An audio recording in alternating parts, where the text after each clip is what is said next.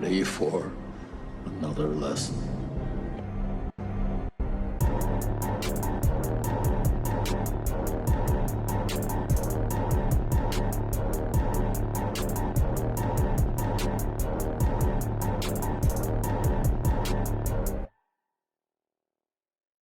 What's up, everybody, and welcome back to Back Row Banter, your favorite casual movie talk podcast. I'm one of your hosts, Adam Schwartz, and on today's episode, in the news, casual music talk?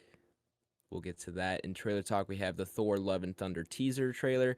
The new streaming list is not very exciting, so don't get your hopes up there. Though we'll get to the what we're watching, of course, and then our main review for the episode is The Lighthouse. But before we get to any of that, I'm joined today, of course, by Night Watch Nathaniel Gingrich. What up, everyone? I'm Night Watch Nathaniel. Taking those night shifts, man. That's that's what I do. You know, I'm out there watching things at night from my lookout. It's everywhere. Your balcony at Back Row HQ. Yeah.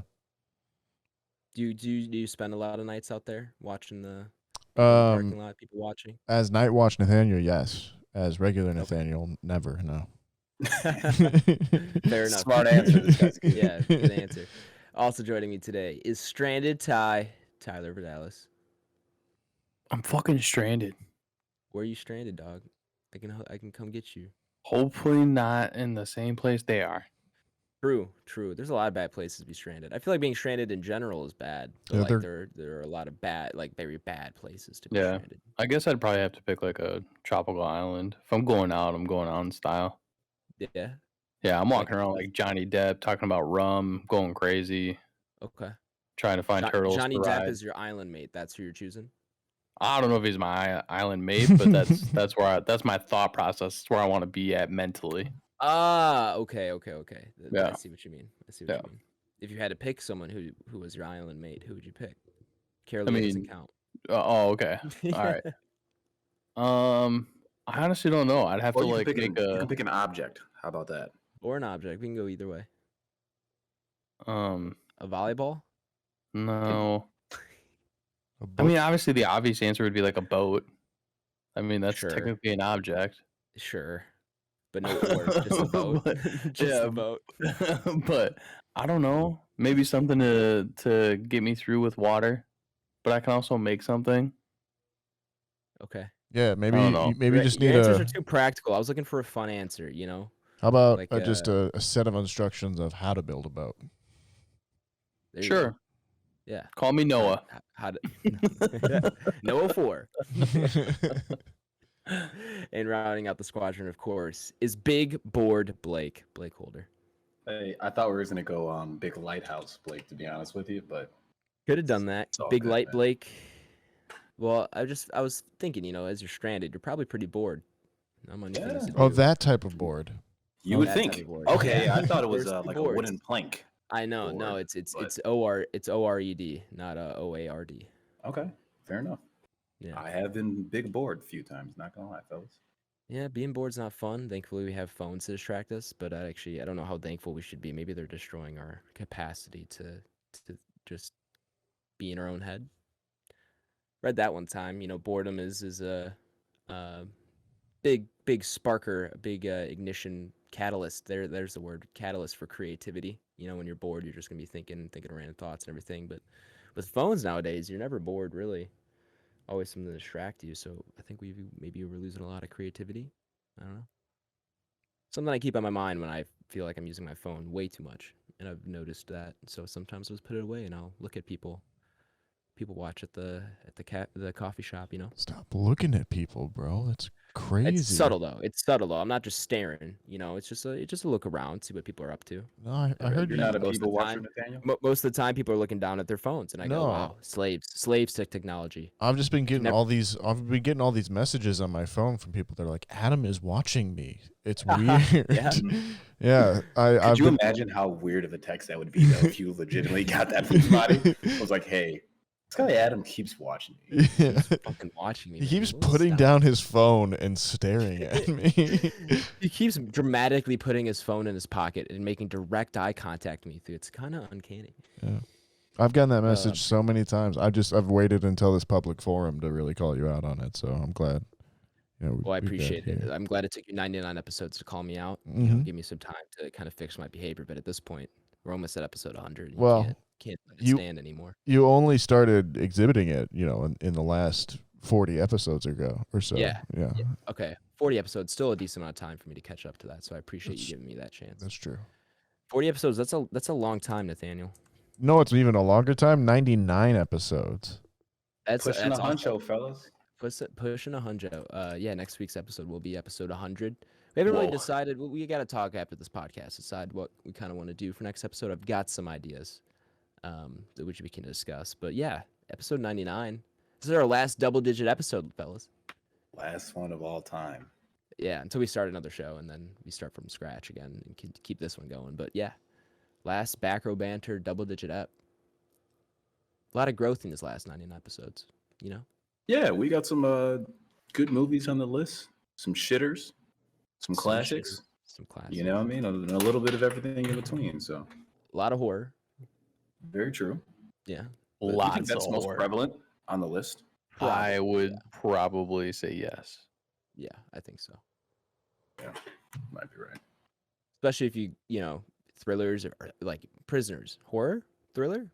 Mystery? I mean, Thriller, yeah, drama. I would Thriller, never drama. consider that a horror, but you get the point. Where you draw that line. There are some that could be. We draw Maybe. that line very differently than the normie. Yeah. I don't know what you're talking about. Yeah. Well, anyway, 90 episodes. Back Row Banter's been going a long time, but it's been 5 years since K-Dot's last album, and we finally have a release date for another one. Yes. Welcome to Casual Music Talk here on Back Row Banter. Hold on, let me play the intro. Thank you. Let me get it all tied up over here. Here we go. Casual. It's our first episode of Casual Music Talk. Stand by, listeners. America. Ready for What's that? another lesson. Sorry, it was just the beginning of our normal episode there. I just All wanted good, to all start it good. over again. Welcome, ladies and gentlemen, to Casual Music Talk. You've probably heard, previous iterations of this in the post-pod credits, where we talk quite a bit about music. I feel like I've included quite a few music talks, or maybe not all of them have been included because we talk about it so much. But pre-pod, we talk about hip hop and rap and music pretty often, and one that keeps coming up is Kendrick Lamar, of course. So via a quote tweet on his Twitter, he quote tweeted a tweet saying Kendrick Lamar is officially retired, and he just posted a link to the Oklahoma website, which when you click on it just brings you to two blank files. When you click on either of those files, one is from a post he made a few months back, kind of teasing the album, and then a new file popped up, which is just a press release from PJ Lang. And it just says Los Angeles, California, April 18th, 2022. The following statement was released today by Oklahoma through his company PJ Lang at 11 a.m. PT in Los Angeles, California. Album Mr. Morale and the Big Steppers. Release date May 13th, 2022. I All love factual that title. information- Yeah, I love that title too. And then the press release ends. All factual information for this release will come directly from this source only. Fun little way to release or announce an album. Love that title of the album, as you said, Blake. The second I saw that, I was like, "Oh crap, we're in for a good one." Yeah. But it's been 5 years. We just celebrated April 14th was the 5-year anniversary of Damn. 5-year anniversary of Damn, his last studio album. This is his last album with TDE, and not only has he had 5 years, but he had an entire pandemic where he potentially had 6 to 8 months where he was just doing nothing, maybe longer. So he's one of the greatest artists ever, has had 5 years and 6 to 8 months of seclusion to work on a project. I think this might be one of the greatest albums ever released. That might be a Big call. bold statement. Yeah, Yeah, bold statement to maybe a make. little bold, but yeah. I have some high hopes for this album. I Sure. really do. I think Kendrick is one of the best in the game for sure. I think you'd find people hard pressed to argue against that. So yeah, Yeah, man. May 13th. I'm with you. That was something that was exciting to see when I just opened Instagram, and sure enough, I seen a post. But that's something we always kind of, or anyone who's a Kendrick fan, like went on a rant about. It was like, you'll never know. You just wake up one day and like Kendrick's gonna be like, hey, I have an album coming out in 3 weeks or 2 weeks or next month, whatever it is. And sure enough, that was the day you woke up and you went on the internet and it's like, oh, wow. Finally came. Okay, he's gonna drop the album, right? I really expected it to come in 2020. I thought 3 years might be the gap that we see, and then that passed. 2021 passed, and here we are in April 2022. We finally woke up to that tweet, or I guess it released midday, but you get the point. It came. So very Kendrick way to announce an album. I wonder if we'll see a single in between now and then. I know for Damn he released, I forgot what that song was called. It was Humble. like the Heart something. Was it DNA or Humble? It was No, Humble. no, it was a song that wasn't even on the album. It was yeah, I think you know what I'm talking about? actually. It was like the Heart Part 4 or something like that. Yeah, it was like the Heart Part 4. You're right. It is. You can't find it anymore. It's only on YouTube, I think. It's Really? not on streaming anymore. Yeah. Yeah, I remember that song coming out, and that was a really good song. And it also included a little bit of sampling from his album. I think it was called The Heart Part 4. But and then I think DNA was the one single he maybe released before the album dropped. I'm not 100% sure. I swear it was Either Humble. way. Nonetheless, awesome, man. Yeah. Great. Very, very Anybody who's a fan of music or hip hop, that's something cool to see. So yeah, definitely. it'll be interesting to see. It'll be interesting to see his first week numbers and things of that nature. So Definitely. I'm interested, man. And even to kind of spin it back to the podcast, I've been on here and I've ranted about turning the tables. And I would be surprised if they didn't do that album within the first few weeks it comes out. Well, they got to do Damn first. They really do. They will. So I think they'll get the Damn probably before the new release comes out. And then I bet they do the new release. So I bet if you look at their most recent episode, the comments are already this album. For sure. Yeah, for sure. They're already like, you guys better do this album. Yeah. So that'll be cool to see. That'll be super dope. Turning the Tables, of course, that YouTube channel where they it's the son and his dad, and they go over. It's his son showing him his dad new albums that he's never listened to before, often hip hop, which is a genre his dad isn't well versed in. So it's been cool to check out. But yeah, I definitely want to see a Damn review because the To Pimp a Butterfly, Good Kid, Mad City episode, that was one of my favorites. That was a really good one. And the dad ended up really liking Kendrick. Damn is a very different album than that one, so I'd be interested to see how he compares the two. But then, obviously, we don't even know what this third album is gonna, not even third, latest one is gonna look like. So, can't wait for that. Already got May 13th marked on my calendar for that. Really, really excited. I don't necessarily have our next news story marked on my calendar. I mean, it doesn't have a release date, but it does have its first casting. It's Jason Momoa to star in Minecraft movie for Warner Bros. But it doesn't stop there. There are a lot of names attached to this that actually kind of pique my interest. The director is going to be Jared Hess, who did Napoleon Dynamite. Okay. And then the producers of Dune, Mary Parent and Roy Lee, are set to produce. And then I think those are kind of the only two ones. See the producers of Dune or Doom? The producer Dune, Dune. Doom would be very different, I suppose. Yes. But Mary Parent, who produced Dune, I think the way they phrased it in this article is Roy Lee was not a producer of Dune, but it was Mary Parent who did. Either way, I love Napoleon Dynamite, classic indie film, but Jason Momoa in Minecraft? No, I missed Minecraft. I never played it. It was too far after my days. It's not too late, Nathaniel. It's still very popular. You can download it right now, probably for free. I not a full lifetime, because like Skyrim is a full lifetime. Sure. Like I have a family in Skyrim, and but we like me, Brett, Justin, and maybe a couple others that would trickle in every now and then. Trevor was like a huge part of it. Dude, we spent days in Minecraft. Yeah. We just put like the creative mode on, and then creative mode is fun. Like me, Justin, and Brett, you just know we could just nothing like that for hours. But dude, I'm telling you, it's got lost for a minute. Yeah.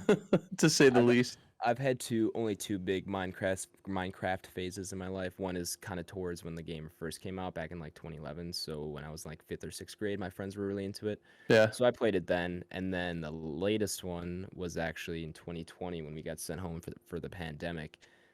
Me and my fraternity brothers, it was Warzone was what we were playing, but then we also started a communal Minecraft server. So we played that together, and then I also decided to just start my own Minecraft world, like solo world, and that was like my first time doing solo. And so that was a lot of fun. I never really finished that world to like a place I felt good, but it kind of just stopped playing. But it was very fun while I was playing it. And it still has like a huge following on It's like still crazy. on like Twitch. There are people that still catch like 20,000 plus viewers. Yeah, and I think in 2020 there was another huge Minecraft resurgence where a bunch of YouTubers were playing it Huge. again and Twitch streamers. Yeah, and that happens every few years. So Minecraft is still very relevant, whether you think Fortnite's maybe taken over or not. Because they also not only do they have Minecraft, but they made spin-off games like Minecraft Dungeons, which is more of like a RPG game. And then I think that's about it. I don't know if they've done much else. They've done crossovers, like Steve is in Smash Brothers now. So like one of the default character from Minecraft that you see all the time with the blue shirt on, he is a character in Super Smash Brothers. So Minecraft is still very relevant. Now a Minecraft movie, I feel like they've been threatening us with one of those for a while now. Minecraft movie? Yeah, maybe. Like I feel like there was always rumblings of it, you know, when it was super popular or something like that. Maybe. Kinda. Yeah. It does feel like one of those IPs that is destined for something like that, right? Sure. I mean, it's one of the biggest games of all time. I'm surprised. Put it this way: I'm surprised there's an Angry Birds movie before there was a Minecraft movie. That's a fair point. Yeah. I mean, how do you translate Minecraft into? I don't know. I don't know anything about it. So besides like very surface like, level. Does it? I would think it would be animated, right? Like it kind of has to be almost. I don't think you could make a live action Minecraft movie. But also, why are you signing Jason Momoa? I mean, his voice isn't bad. I'm not saying that, but I feel like Jason Momoa is someone you want in a live action movie. I think it'd be interesting to see him take on a voice acting role in an animated movie, but I don't know, man. Maybe they're going for like a Rock, Elaborate. like The Rock, as in like a Moana style. I Like see that kind of thing. Yeah. Sure. Yeah. I could. Yeah. I mean, I love Jason Momoa. I'm not saying that's the issue here. It's more just I don't know what a Minecraft movie looks like. But got I it. guess we're gonna find out. Do you guys think this performs better or worse than the Emoji Movie? Better. Better. Sure. Yeah. Okay. You think T.J. Miller comes on at some point? God, I hope not. He did say animated movies like this are the future of comedy. That's kind of So- all he's got left, isn't it? Yeah. Yeah. People kind of forget. All right. Well, that's it for the news here. And then in trailer talk, as I mentioned at the top of the show, Thor: Love and Thunder has released its first teaser trailer. It's about, let's see, a minute 30 long or so. Interesting pieces from this. You definitely see some crossover into the other Marvel shows. There's a character from Loki that's very prominent that I'm sure viewers of the show will recognize in her little shot. Is Waititi directing this as well? Yeah, Taika's doing it. Okay. Yeah, who did Thor Ragnarok, of course. I don't know. I like Thor Ragnarok. It's a lot of people's favorite Marvel movie. It is not mine, but a lot of people love that movie. It's very good, but it's not my favorite. Where do you guys fall on Ragnarok? I'd have to look at all the Marvel movies planned out or slated out in front of me. I'd probably throw it tier 2. Okay. Fair. Probably by far and away the best Thor movie. I'll tell you that fucking much. Yeah, that is I don't think many people will argue with that. Right. Yeah, it is definitely the best of the Thors. The first Thor's not that bad. It's not bad. I agree with you. Yeah. The second it's Thor not is bad. dog water. I think Yeah. the second Thor is the worst Marvel movie they've made. And then I would think agree with that. they knocked it out of the park with Ragnarok. For Yeah. sure. it's been a wild ride for the Thor character. Agreed. It has. From Thor 1 to Thor 2, then Age of Ultron when he goes on Yeah. his side quest, and then coming in to save the day in Endgame or Infinity War. Yeah, a lot going on for Thor. We get our look at, is it Natalie Portman? Who am I Yes. thinking of? Yeah, Natalie Portman. As I don't even know what her character's name is. Lady Thor. Lady Thor? Is I- it? No, it's I don't Mighty know. Thor. I don't Sorry, know. Mighty Thor.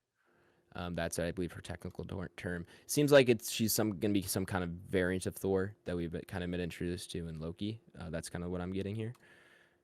So we'll have to see how that plays out. Anything in particular from the trailer that stuck out to you guys? Seems like he's going to be with the Guardians for about 5 minutes. 20 minutes. Yeah. Yeah, 5 minutes. Yeah, which is fine. I mean, it would have been fun to see a whole movie of like Guardians 3 if Guardians 3 had Thor in it the whole time. Right. Yeah, I was That would've been wondering. fun. I was wondering if it was going to be that, but it definitely seems like they're there. Or like if they do, it'll be like, wow, we had such a great adventure that one time, and then like it'll like Yeah. he'll show up in a flashback in the other one or something maybe. Maybe the opening sequence or fight or whatever it is to kind of kick off the movie is their only mission together, and then after that something happens where Thor's like, I'm good. Or it could be that Christmas special that they're talking about or something like that too. I think they're doing a Guardians Christmas special they? at some point. that'd be- Yeah. Okay. Because they Um, definitely leave Endgame. They definitely leave off where Thor, it seems like he's gonna at least be with the Guardians for a little bit. Yeah. Not really shown how long, but it's insinuated that they're at least going on some kind of trip together. Yeah, and then the rest of this looks like it could just be a road movie almost. Yeah. I love that shot of him at the beginning where he's doing the chains and he's still Fat Thor Yeah. from Endgame. Yeah, that's a great shot too because giant ass chains and he's just training like a regular person would with ropes or whatever it is. That's I'm fun. down for just keeping Bro Thor. Bro Thor. I could have done a Bro Thor movie. I really could have. He's also traveling with what's the Rock character's name again? Korg. Krang. Korg. thank you. Korg. Yeah. Yeah. It seems like he's traveling with him, is what it seems like. Yeah, he was a that's fan amazing. favorite in Ragnarok. Oh, Yeah. that's played That's by Taika. Taika. Yeah. That's Taika, yeah. So I have decent hopes for this movie, especially following up Thor Ragnarok, and then this follows Multiverse of Madness. This is gonna release July 8th. Yeah, it feels soon. Which is this is I'm sure we'll see a full trailer probably around the time of Doctor Strange's release to kind of Oh build yeah, up, 100%. hype after that. Yeah. Or maybe they do what they did with Spider-Man and just make the post-credit scenes the full trailer. Who knows? But yeah, interesting to see. I mean, this is now okay, so we have Doctor Strange's Marvel movie 1 for the year, right? Spider-Man was. Oh no, Spider-Man was December. you're right. technically. So I guess this is 1, 2. Do we have another one later this year? I'm assuming we have at least one for the fall. I just don't know what it is. When is Blade? Never. It's like 2024 or 1998. something like that. There you go. 1998. Good answer. Has confirmed here. Screen rant. No, we had Morbius, Oh, does that? the Marvel legend. Count it. I still haven't seen it and I still want to see it, but I did hear from someone, and I won't name names because I don't want to put them out there like this, but they it was said good. that it was better than the Eternals. Not saying a lot, but I don't believe Interesting. them. Eternals wasn't bad though. I don't know, man. And I would Morbius agree. Looks terrible. I was a I little would wanna- shocked. Yeah, because I want to know who said that to know what their opinion on Eternals was. Because if they hated Eternals and they're gonna say this is better, that doesn't do much for me. It's someone from the store. Okay, you can just tell me that after the pod. All right. Anyway, Blade is targeting a summer 22 start for production, so we probably won't see that until late 2023, if I had to guess. Fall probably. Yeah, and then Ant-Man and the Wasp, Quantumania, Oh, and yeah. Guardians of the Galaxy Volume 3 are also slated for sometime in 2023. Okay. Here it is. Black Panther: Wakanda Forever, November 11th. is the estimated release date of this year. So that'll Yeah, I be the wonder third what one this that's year. gonna look like. Yeah, right. Because that's been through so much production kind of hell after the passing of Chadwick Boseman, and then they couldn't really figure out necessarily who they wanted to replace for his role as far as like the hero. They weren't recasting him. Right. And then it came out that Winston Duke was compensated because he ended up getting a greater role in the film because of that. So I don't know. I don't know what's gonna happen with that. I'd be interested to see how that turns out. But yeah, so that's the rest of your Marvel slate for this year, and then it looks like Blade, Guardians, and Ant-Man are your 3 movies for next year, with I'm sure more shows and stuff in between. All right. I guess it's time for Adam Schwartz's completely subjective news streaming list for the week of April 17th through the 23rd. Like I said, not a very exciting list this week. Netflix, Amazon Prime, Hulu not really getting anything. HBO Max is getting the Flight Attendant Season 2 premiere. Flight Attendant, a show that I feel like was received pretty well. Obviously got a second season. I remember hearing a lot of buzz about it, but never checked it out myself. But if you're interested, Season 2 is coming. Disney Plus is getting Moon Knight Episode 4. And then a few different nature docs are coming, or just more documentaries. There's a few polar bear ones I saw. The one that I picked out to kind of put on the list is called Explorer: The Last Tepui. I thought you were gonna Tepui, I say think. something completely different there. Go ahead. What were you gonna? What did you think I was gonna say? Before you said it, I don't know. I zoned out for a second to watch the movie because we're not talking about this, but this is a very strange experience to have the Lighthouse on in the background when we're talking about Marvel.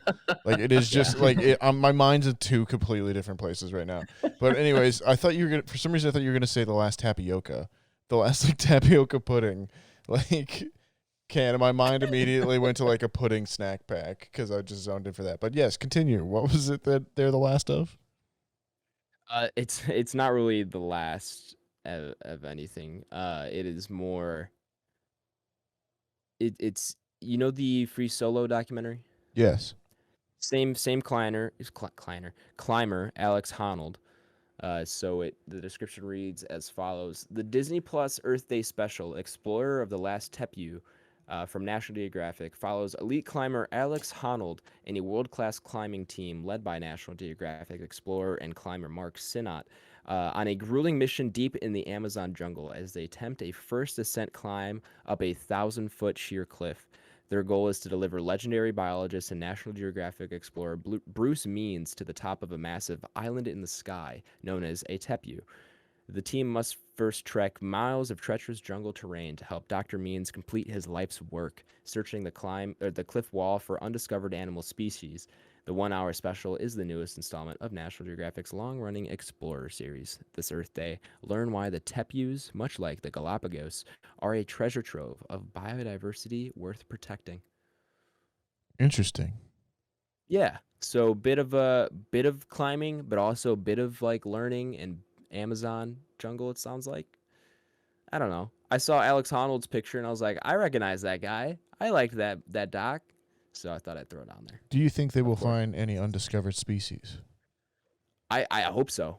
I think if it was like a big enough discovery, we probably would have heard of it before this. It's always like a this frog is- or something, isn't it? That they like find. Sure, probably like a beetle, Or a bird. New species of beetle. Yeah. Yeah, there's tons of beetles, man. Too many. What they need to start doing is exploring the ocean. All right, that's where we're gonna find a lot of scary shit.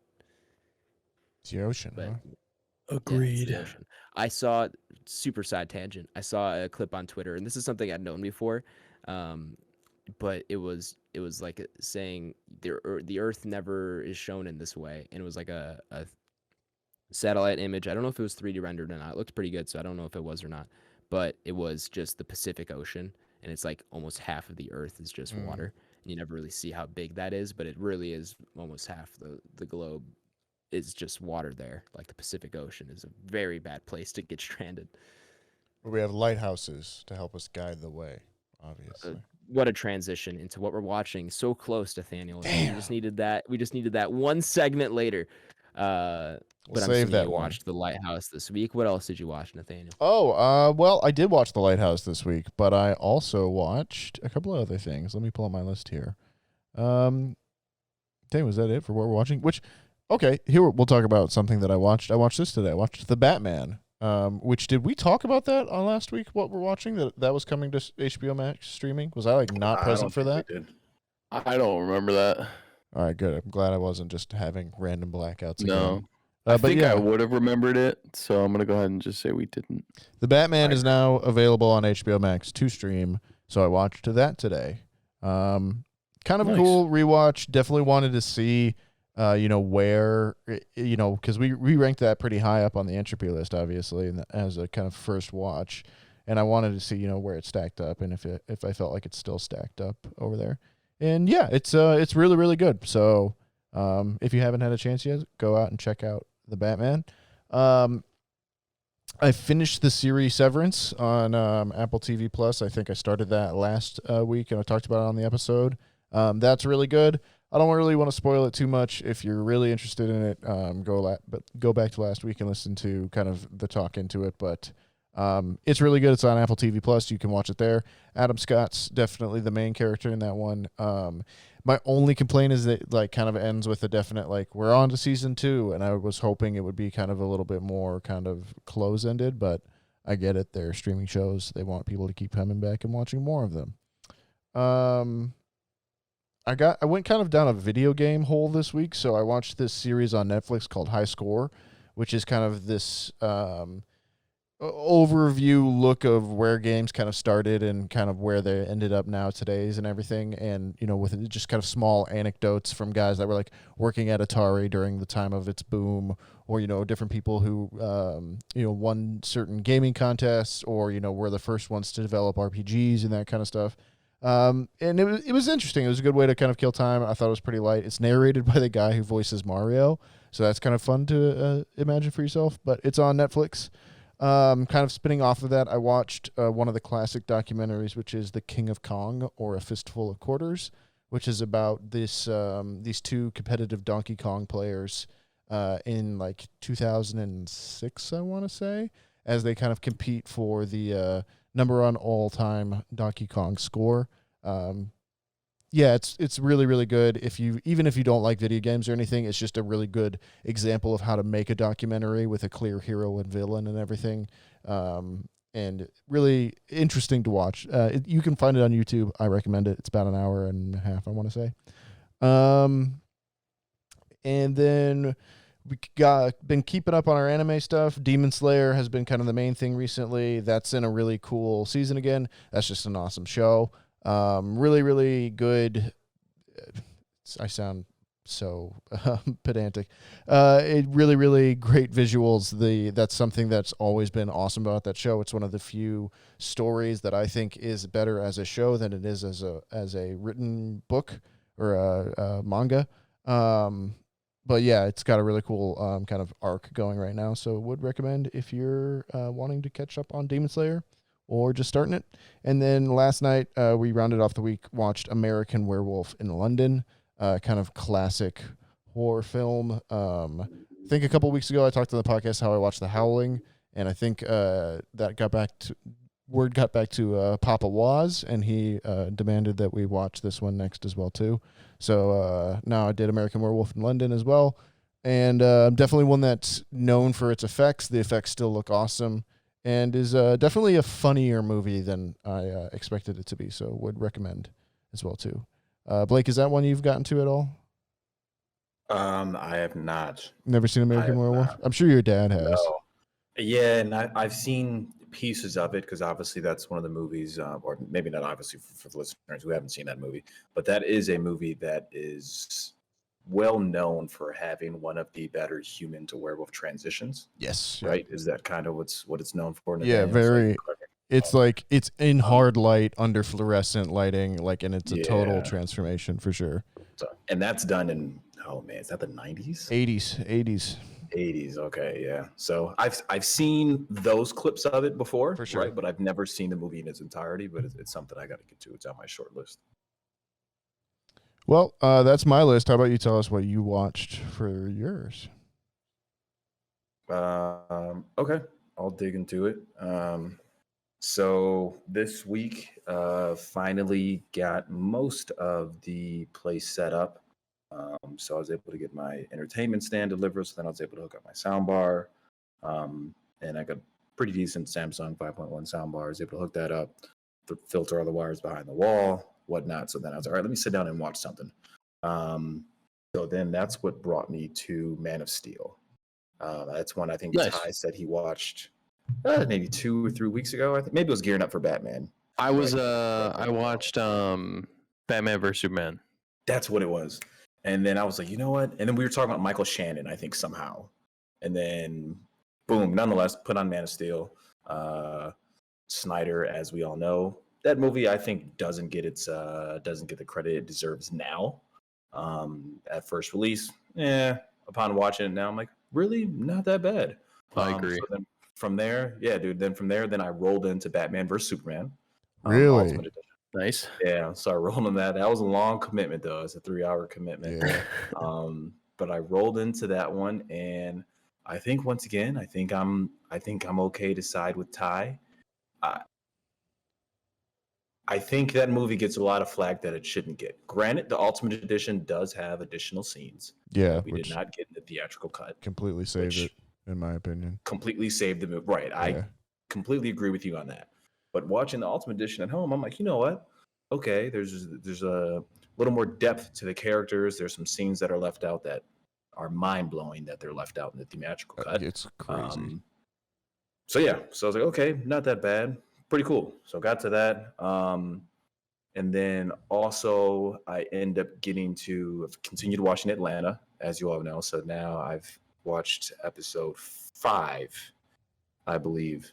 And that show is, I hate to say it's getting better with each episode, but it's close, man. It's close. I think that's a good sign though. Yeah, I think you guys got to get to. I know Nathaniel started it. I did. I don't know if he's finished the first season or not, but I think that's one. Once this season wraps up, you might want to see if you can put some time into. I think you'd get a pretty big appreciation out of it.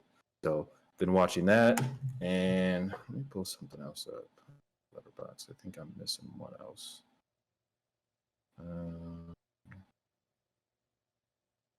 And of course, I watched The Witch. So with Robert Eggers, knew I wanted to watch, obviously, The Lighthouse for the podcast. Obviously, we're doing the Northman next week. So then I was like, you know what? I'm just going to go on a full Robert Eggers binge. So I watched The Lighthouse and The Witch. And I like The Witch a lot. I like Anya Taylor-Joy a lot.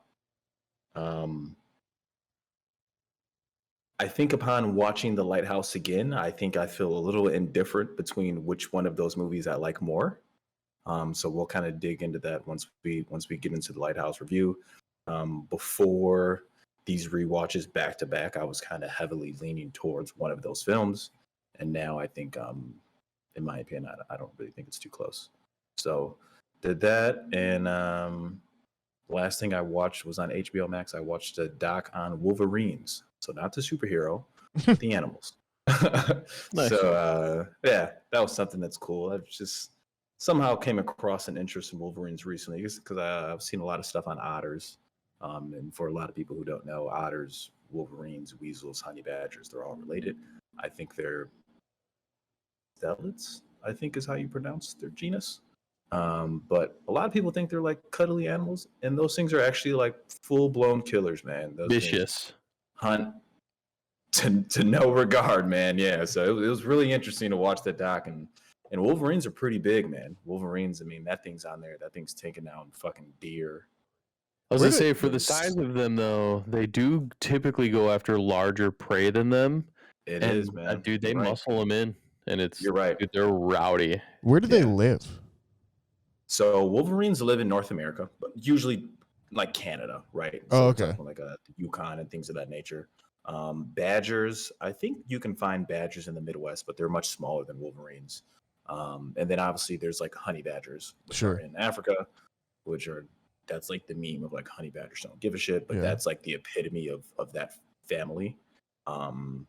Between like minks, weasels, they're just so aggressive, or like the cost reward ratio of any prey bigger than them, it's not worth it. right? Like that's what nature comes down to, is like the cost reward ratio of nutrition, and like the fight you're going through to eat Sure. a 30-pound honey badger just isn't worth it for the amount of damage it's going to inflict on you. And that's why they get the meme of honey badger don't give a fuck. So interesting doc though. Cool doc, and Wolverines are badass. So that's what I took away from it. Ty? I did not get around to a lot. I feel like I've been working a lot, but then also feel like maybe this is like a shorter week. But we have typically been recording on Wednesdays lately, so I guess we're a day earlier here. But Right. yeah, I don't know. I didn't really get around to a lot. I just got around to Halo, and Moon Knight, and then obviously the Lighthouse. But I have been thoroughly enjoying both of those shows. I did talk to someone, and they said that they didn't overly care for the third episode of Moon Knight. But I think that they're looking a little too hard into it at this point. They're like trying to nitpick a little, and I'm like, you just don't really need to do that.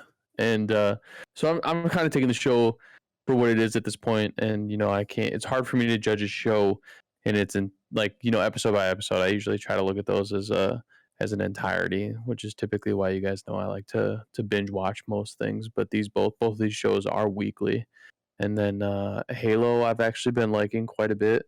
I know it caught a lot of flack at the beginning because it's not canon, but I actually like the fact that it's not canon. But like I said, I've been thoroughly enjoying both of those shows, and that's all I've been watching. Adam? Yeah, I haven't gotten much. I have started to catch up on the Halo show. I watched episode Nice. 2 over the weekend. Nice. And I'm not enjoying myself after episode 2. Get out. Um, Shut it down. Shut the thing down. Stop It- now. it- Not recording. it's fine, but it's just not the Halo show I wanted. And it's not the Halo show I think a lot of Halo fans wanted. I will continue watching it, and I'll catch up and finish the season just because I do want to see where it goes. But it is such a different take on that universe, and the games are so prime for a good show or movie adaptation. I don't know why they decided to go this route.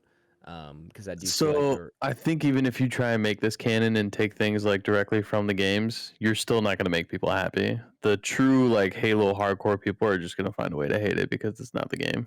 I disagree though. I think there are ways that I'm not even saying it has to be canon. Like the fact that it's not canon isn't the stuff that bothers me. Although it does a little bit just because it's like there are things in the show that don't feel Halo at all. Sure. So there's that. But like even if they don't have to make it canon, but make it feel like Halo. This feels like such a generic sci-fi show that could be applied to anything. Really, there's nothing about this besides the characters that really make it feel like it's Halo. And that's really disappointing to me because I loved Forward Onto Dawn. Like it wasn't amazing, but for a Halo show, like that is a pretty, for the budget they had, they made actually something pretty good with decent characters, decent production. Like that was a decent show. Like if we can get that on a low budget, because that was a web series, if we can get that on such a low budget, and this had, I don't even know what the budgets compare to between that show and this one, but I'm assuming it's quite a bit more. Like, why couldn't we get a bigger scale Forward Onto Dawn, that kind of story? That's kind of what frustrates me. Do I hate it? No, but do I love it? Also, no. I'm very in between on it. Yeah. So I guess I've only seen 2 episodes. Maybe it goes somewhere that I enjoy more. But this just feels like it could have been aired on the Sci-Fi Network and been missed by a lot of people. It just is not doing a lot for me. Sure. Which is very disappointing. Yeah, I can definitely, agree to an extent. I think it's just it's building, and I think they're trying to find their own Sure. story while still kind Sure. of keeping the Halo fan base happy. But yeah, I can definitely see where you're coming from. Yeah. A little disappointed, but they can't please everyone, and I think what they try to do with not making it canon and making the show in the way that they have is appeal to a wider general audience, because it feels like Halo the TV show and not a Halo TV show. Does that make sense? Yeah. Yeah. So I think that's kind of the route they got with it or went with it because they wanted it to appeal to people who maybe haven't played all the games or maybe aren't huge fans of the games. Because I think I've said this maybe before on the podcast, but it's not, or I've said it on Twitter at least, but it's not the Halo core fan base is not big enough to garner a show like this. Like they do have to attract wider audiences to both justify the show, but then also hopefully attract more people towards the games. And I think that's kind of what they were trying to do. But I think there's a way to do both of those things, and it's not this. So we'll see. Hopefully the season redeems itself at least a little bit, and hopefully we get another Halo live action project that is taken a little bit differently. Give me the Halo show. I would make an incredible one. I can almost guarantee it. With the right people. But I don't know. I was thinking back, Ty. I don't know. Do you remember in like it was probably like 2007, 8, or 9 when that like Halo fan made film was on YouTube? Yeah. That like that to me was better Halo live action than this show. Yeah. A fan made film released in like the late 2000s is doing a better job at replicating a live action Halo show than this one is, and that is kind of like where I'm disappointed. It's like ever since seeing that fan made film on YouTube over a decade ago, I've wanted just a full scale version of that, and and we got something that had the potential to be that, and it's still not there. That's kind of been my biggest disappointment. So it is what it is, though. The other thing that I have been watching is just a decent amount of sports. Cubs are back, man. Baseball's back. Cubs have been doing okay. I think a little bit better than people are expecting. Or people expected. I don't think the team is bad. I think if they had a better bullpen, they'd be pretty good. That's kind of been their biggest weakness right now. So we'll see where the season goes. Have you guys been catching up on any baseball? Your D-backs are not as bad as last year, Nathaniel. I actually did watch a little bit of baseball. One thing we talked about was Brandon is heavily considering getting a dog. So and he wants to get a corgi. So we actually went over to our friends Brett and Annie's, and who went through a breeder to get their dog Leo, who is also a corgi. And so they met with them and talked about it. But while we were doing that, we were watching some baseball highlights. So I have been watching a little bit of baseball. Nice. The Diamondbacks are still bad, even though they're slightly better than they were. Yeah. But yeah, I Good. mean, baseball's just in a funky place right now. The Diamondbacks are the Diamondbacks. They have a weird history of trading people, and they seem to suddenly get better when they leave Arizona. So who knows what that mystery is?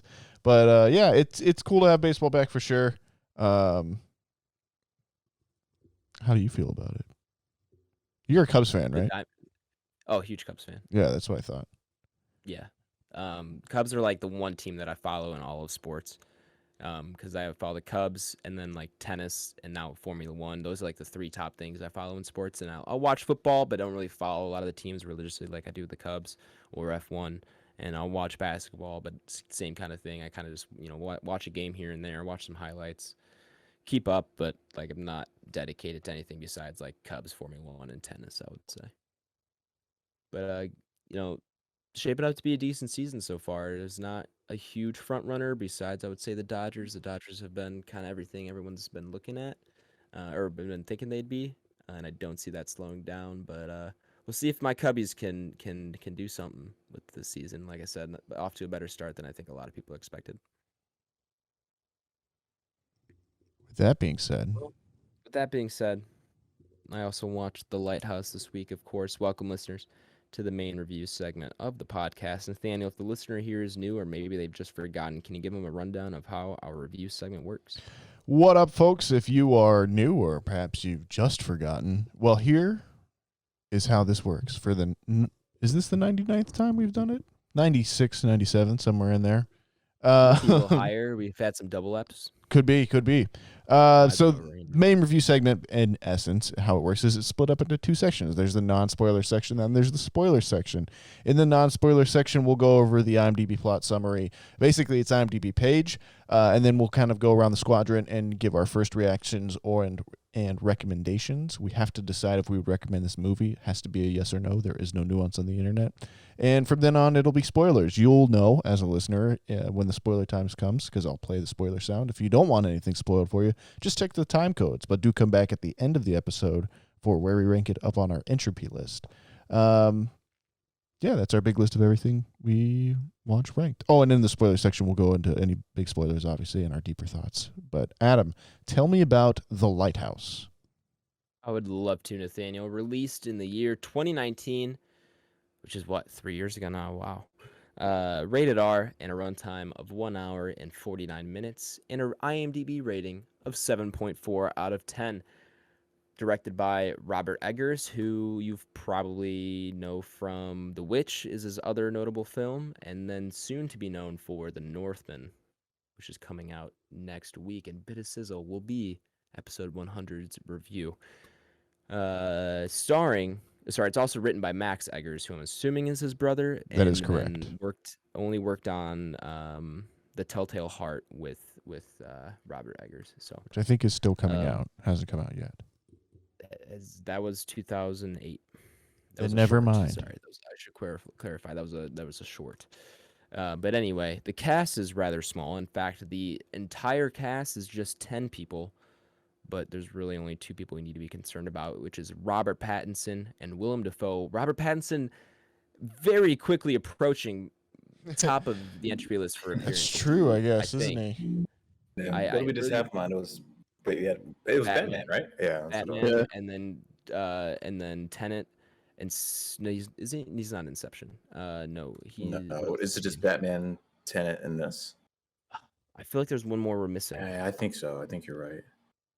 What has he been in that like we wouldn't like? He's got a side role. It's not Dunkirk. I'm trying to look at the list right now. Man, I feel like there is something down here. Yeah, we'll keep it rolling. I'll look. Yeah, well, yeah. Take a gander. Let me know if you can pick it out, because I know it's Tenet and Batman for sure. But man, there's like one more. I'm almost positive we've seen it in. Anyway, yeah, Robert Pattinson and then Willem Dafoe are your 2 leads. The IMDb summary reads as follows.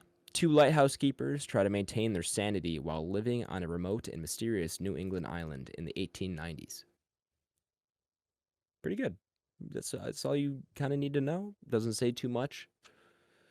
Doesn't say too little, I guess. I don't know. There's not that it really is this movie. It's just those 2 characters, if you couldn't tell by this very small cast. It's just mainly those 2 characters for the entire thing. I don't think anyone else has any dialogue. Those are the only 2 with lines. The other things to note of this movie: 4:3 aspect ratio and purely in black and white. That is apparent from the beginning, and it goes through all the way to the end. There's really nothing that changes on that front. An interesting movie, to say the least. This is my first viewing. Who else has their first viewing on this one? Tyler? Yes. Blake and Nathaniel, you guys have both seen this? Yeah. Yes, sir. Yeah. So This then Tyler. may actually be one me and Nathaniel even had first thoughts about, like at the store on release. Yeah. I I remember believe it correctly. was, yeah. I definitely Yeah. saw it in theaters. Yeah. Okay. This is one I wish I would have seen in theaters. I think it would have done a lot more for me. But Tyler, your thoughts, What a journey. right? Yeah. to say the least. Yeah. Yeah, man, this is it's pretty wild. It's even hard to kind of tell you my initial thoughts without, going just right into it. But there's a lot of meat on the bone on this one. But for my very layman terms, kind of right off the bat kind of things, beautifully shot. I absolutely love it. The black and white, it's a choice that when you make, you're intending on it looking very good, but it obviously has to be done a very good way, because you're playing with a lot of contrast at that point. And this movie. It's funny because a lot of people, when you hear black and white, you don't think that lighting is that big of a deal, but I think it it's even actually bigger is deal. even more of a bigger sure. deal 100%. when you're just playing with that grayscale. And I think it's just a phenomenal job that they did with that. And then obviously the acting is really good. William Dafoe is someone that's been on the list a couple of times, and he's somebody that I have grown up to just absolutely adore as an actor, and I think he does a phenomenal job in this. And then our bats, whatever you want to call him, I think he does a really good job as well. I think this is definitely probably one of his higher up movies from a rating standpoint in my book. I would assume it's probably in most people's books as well, just from a sheer acting standpoint. Yeah. I think this is something that he really obviously stands out in, and I think because you really only have these two characters, you really need that. And I think they both did a phenomenal job separately and together. But overall, those are kind of my initial thoughts. But yeah, I mean, I'm gonna recommend. I think this is pretty great. Yeah. I definitely agree with you. I think this movie is carried by these two actors. Of course, the directing, everything is great, but like this movie can only do so much if those two actors aren't performing in the way that they are. And they both play their characters because they're very different characters, and they both play them into their own roles very, very well. I had to watch this movie earlier today because I just didn't have time over the weekend to do it, and so haven't like fully digested what it is that I watched because like Tyler said, you go on a journey here, and if you ended up watching the movie, if you haven't yet, you will see what I mean. But I ended up enjoying it a lot. There's a lot here to like, and this movie is definitely not for everyone. There's plenty of people I can think of just off the top of my head that this is a more of a film nerds movie, if that makes sense. This is not necessarily a casual viewer is going to enjoy, and I think that's something people should note about it is that a lot of people would be turned off by this kind of thing, and that's somewhat unfortunate to me because I think there's a lot to like here. But of course, we're in a small group of people, I think that not maybe a small group, but a minority group that can appreciate what's here. The directing, as you said, was great. The use of black and white he uses the black and white, like you said, with the lighting is very intentional. The framing as well with the 4x3. Everything is just very well thought out and how he's going to utilize those two things, which are very unique and you don't see now a lot of days, both black and white and then also 4x3. It's not a lot of things are shot in both of those things nowadays. So you'll see sometimes one or the other, but it's very rare to see something shot like this. And he uses every bit of that effect in almost every shot. Like you can see how well crafted he's thinking about what everything's going to look like in black and white and how everything's framed. And even the 4x3 aspect ratio on my OLED led to some bleeding of the frame with how black the edges of the shot were. Sometimes the frame just looked like it was almost like a vertical iPhone footage, kind of just because there's darkness Almost like there. an Instagram filter. Exactly, something like that. Like an Yeah, Instagram post. Yeah. where the blackness on the edges of the actual shot just they close in the actual black edges of the black bars on the side of the screen.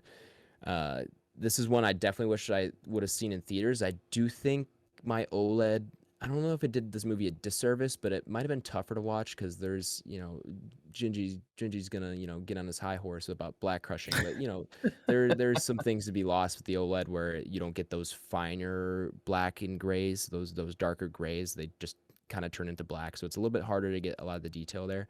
And so I think if I would have seen this in theaters and could have gotten the full effect of that and seen those deeper gradients that are very subtle, maybe would have enjoyed it a little bit more. But it wasn't like it took away from my viewing experience that much. There's still a lot to love regardless of that. I've talked a while. Nathaniel?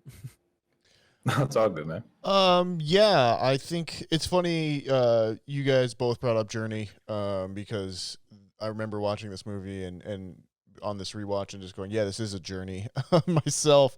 And I love journey movies, like anything where they're almost, I would say, like one of my favorite types, if not my favorite type. I love movies where, they start in one place, they end in another, Apocalypse Now, Up the River, Lord of the Rings, is just one giant journey. Mad Max, Fury Road, all of those movies are some of my all-time Hobbit, favorites. an unexpected journey. That's true. Yes. Without a paddle. Without a paddle, an all-time great comedy.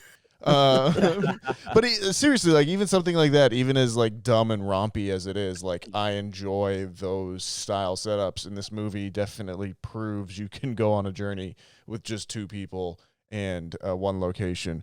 As we pause for station identification, folks, this is KYOT, the Coyote Smooth Jazz. Well, to Phil then. I just finished filling for the boys, but go ahead, Blake. It was going to be the quick update on Robert Pattinson. I think it is only Tenet, the Batman, and this. I think the actual caveat to that would be Willem Dafoe. We do have a lot of Willem Dafoe on here. Now, once you look at Spider-Man, you now look at this. He's also in Boondock Saints. So I think that may be one who may quietly sneak up on us once we start reviewing those. We could have more Willem Dafoe, in my opinion. Hey, I'm down. Yeah, we've already brought up a couple times the acting in this. It's insane. William Dafoe is just going on these sheets-long rants that are all just given with the gusto of like a theater actor. And that's contrasted very heavily with the more kind of naturalistic performance of Pattinson, which leads into a lot of different interpretations in this film. It's a film that's ripe for interpretation. It definitely leans into that, I would say. I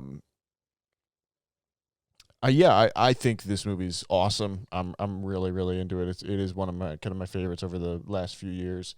That has kind of like been an appointment viewing for me. The sound is something that we haven't brought up in this review yet. Just the horn. Yeah, the background. The audio experience in this movie is just insane. Awesome. For sure. And complemented with just these, Eggers just creates these really arresting shots, and which we'll get a little bit more into in spoilers, I'm sure. But definitely a recommend for me.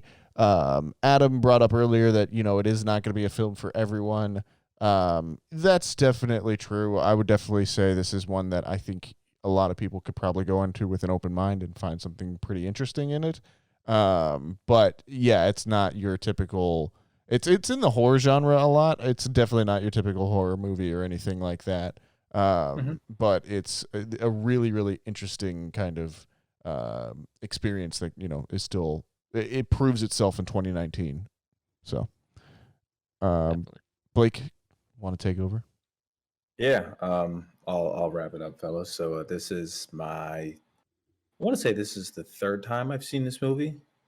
First theaters, and then I caught it maybe 2020 or so, like right when it came back on streaming, because it was on Amazon Prime for a very long time. I watched it there. I went to rewatch it. Up until Friday. I literally watched this on Amazon Prime, and they must have taken it off that day.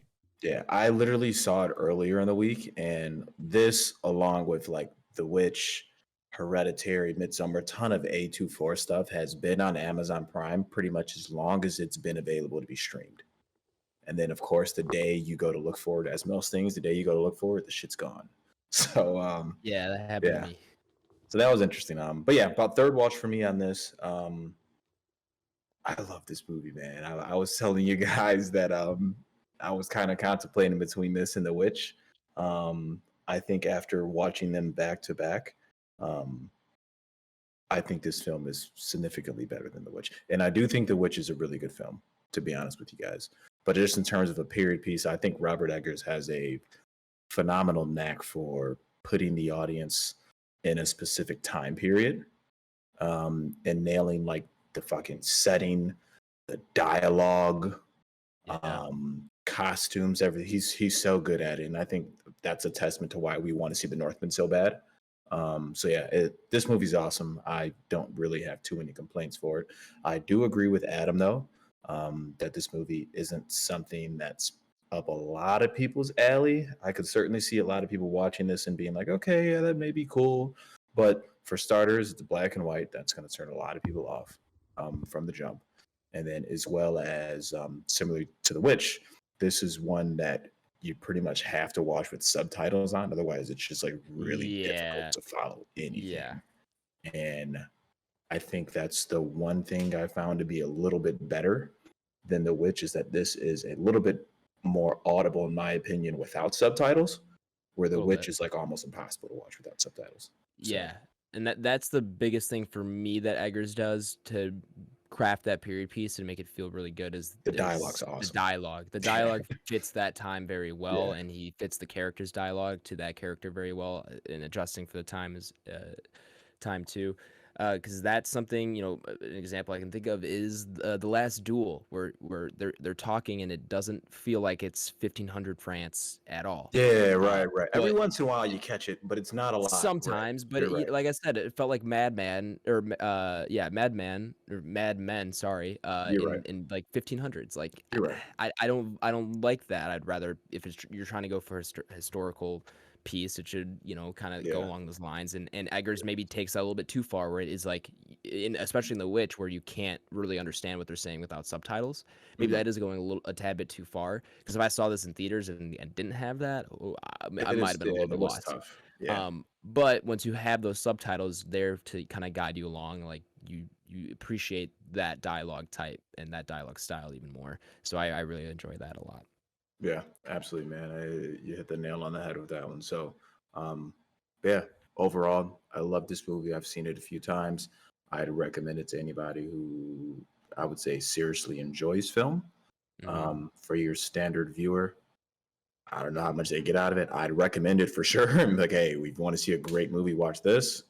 Yeah. That's up to their own jurisdiction. But yeah, well, 100% recommend for me. This is probably one of my favorite movies to come out in the past 4 years. Valid. I think I'm also recommend, but there's a big stipulation on that like if you aren't into like film movies, probably not for you. But I would say it's still maybe at least worth a shot. Hulk. Ty Nathaniel recommends. Yeah. Yeah. Recommend for me for sure.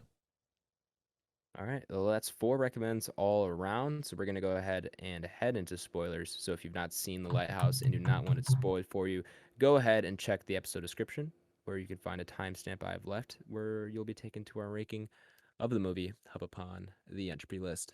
Hop upon. Spoilers. Shit goes down. She goes down, baby. Is this the most what the fuck movie we've reviewed on the podcast so far? So far, yeah, probably. The Green Knight's kind of there. Good Green point. Knight's up there. Malignant's kind of there. I think the Northman. yeah. Depending on where the In Northman hindsight, I goes. think Malignant takes it for sure. In terms of a complete just brain fuck. Of like, Yeah. what the fuck am I watching? I agree. This Yeah. is right behind it though. I think the Northman has potential. I'm so excited for that movie, man. Me I know too. we're doing it next week, but that's one. Well, it comes even out when in we 3 did the days, so 22nd, yeah. yeah, that's you're one. Even when we had the trailer talk on here, that was probably several months back, but it was just one like, yeah, we got to get that thing on here. So It was a little bit ago. and then I guess we're just gonna be. This is a complete Robert Eggers dump at this point. Do we think that Anya Taylor-Joy's character, Thomason from The Witch, does anybody think that if you guys have seen that, I'm sure Nathaniel has, I don't know if Ty has, or Adam, do we think that that's the same character that's in the Northman? Or like they got to be like in the same universe or some shit, right? I think it'd be fun if it were, but I can't speak to that until I've seen the Northman. Yeah. I think we've yes, possibly, but like we've also it's just funny that we've been like conditioned to automatically be like, I wonder if that's the same character. Like Yeah. no, at this Yeah. point, like you know what I mean. I don't know if the timelines line up right. Mm. Because I think the Northman would probably be set before, but could like involve the same witches maybe, Right. or like the same clan, or maybe like I wouldn't be surprised if they were even like supposed to be like a descendant of one of them or something like that maybe. But yeah, There's some possibilities. Yeah. But yeah, I think nonetheless, The Yeah, Lighthouse. let's talk about the lighthouse, not the witch. Yeah. I'm sorry. I just wanted to just ask that real quick. No, Yeah. you're good. No, it's a good question. Great movie. I mean, what? I guess how do you guys feel about it? I mean, there's so many things to take away from this in terms of like, do you think a lot of this is in Willem Dafoe's character's head? Was it? Is it? What's his name? Is it Wake? I believe Thomas his Wake. name Thomas is. Yeah. Wake. Yeah. So I mean, a lot of it we think is in his head. I mean, there's theories out there that we think Robert Pattinson is, when he falls off in the beginning when he's painting, that we think that people think he's dead there, and the rest of the movie is just in Willem Dafoe's head. So, what do you guys thinking, man? What are your guys' takeaways, interpretations? Yeah, I I really think. don't. Go You ahead. go ahead, Nathaniel. No, you go. I know, like Ryan Hollinger's interpretation is more like that. It's all in Robert Pattinson's character's head, and he kind of ties it in with like the emotional kind of side of things, and then it's more kind of a purgatory kind of situation where For sure. That's how I first saw it. yeah, where like Robert Pattinson is kind of like having to go through purgatory and has like these emotional blocks, and every time he gets a moment where he's not throwing himself into work, Thomas Wake is there, trying to drive him further and further into these emotional depths or whatever, and then eventually it culminates in him destroying those emotions and then finally seeing what's been hiding, and that drives him crazy kind of thing, which I think is a pretty good kind of story interpretation if you want to put a story on it. I think this is a movie that, again, as I said before the break, is completely open for interpretation, in For some sure. ways. I know Eggers looked a lot into like paintings from the time period for kind of shot inspiration and everything. I definitely think that comes through. You can read it as the kind of story of Prometheus or anything like that. I think that's definitely what's lined up at the end of the movie. Or you can just read it as two men, stuck on a lighthouse thing, and that when you're alone like that and you're Yeah, out your there mind with the goes crazy. sea, yeah, who knows what's really out there kind of thing. So, there's a bunch of different interpretations. It's a hard movie to kind of force a narrative on because so much is left ambiguous, but that's something that I like about it and something I really think it does well overall. Yeah. Sure. It's hard for me to like kind of give you an initial like meaning or story Yeah. because I'm still fresh off of it. But I'm like that you said that, Nathaniel. It takes the pressure off of me to kind of hear someone else say it's open to interpretation, because it's like I'm watching this movie trying to figure out what he's trying to say with all this, and maybe he's just not trying to say much. Like maybe he's just maybe he's just making this, adding a bunch of random stuff, and has some kind of intention behind it clearly, but is not really trying to push any one specific thing forward. Maybe he's trying to push multiple things forward. So I do like that kind of thought on this. Tyler, any kind of deeper things that you finding along Wild. with it? Yeah. Just wild. Yeah, I think like you guys said, there's a lot of different ways you can kind of interpret this movie, and I think that's one of the better things about this movie. And there's clearly an identity issue. Obviously, Robert Pattinson's character, you figure out that he has killed someone and then stole his identity. And then obviously at some point you find out that Defoe's character is just basically a lie, and he really hasn't had the kind of super sailor decorated background that he kind of plays himself out to be. And this is kind of the only place that he can kind of do that, and he gets away with it. And obviously the part I'm watching, there's kind of like this weird like love interest that they kind of develop for one another. And again, that kind of goes into the identity thing, and I don't think these guys really know who they are, and so obviously they make up lies and kind of do what they have to do. And but then you get the end, and the whole Prometheus kind of analogy there, where he's just kind of living in this tortured hell, and he's just kind of getting his